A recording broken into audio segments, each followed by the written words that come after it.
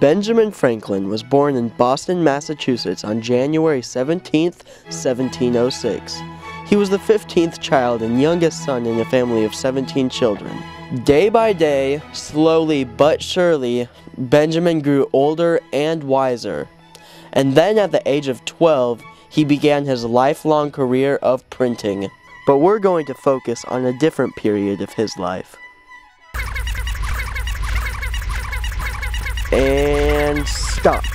As an adult, Franklin was a very respectable scientist that had studied the movement of the Gulf Stream, discovered that you could calm a rough sea by pouring oil on it, and invented bifocal glasses.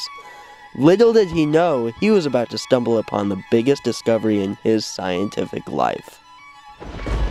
Benjamin had been intrigued by lightning his whole life, but it wasn't until this point of time before he started to actually study it.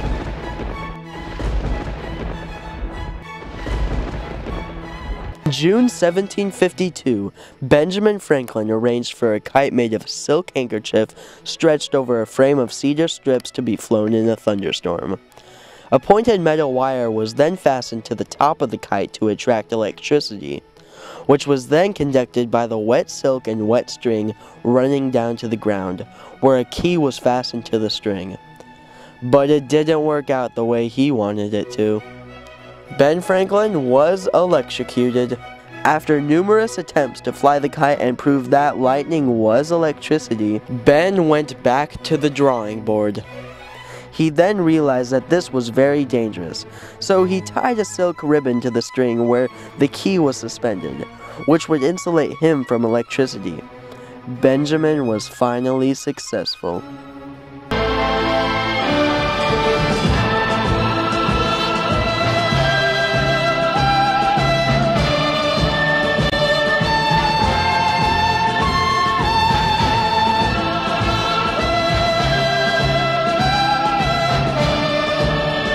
Undaunted and determined as always to put all of his discoveries to practical use, Franklin was soon administering electrical shocks to paralyzed people. This made them move their limbs somewhat more freely, but he never cured them completely.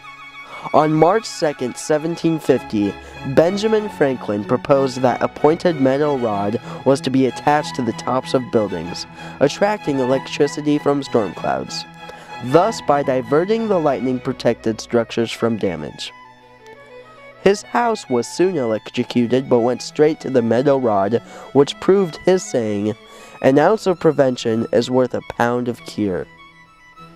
Benjamin Franklin was the oldest figure of the American Revolution, the only person to sign the 3 documents that established the United States, which were the Declaration of Independence, the peace treaty with Britain that ended the Revolutionary War, and in 1787 he was 81 years of age and signed the Constitution of the United States.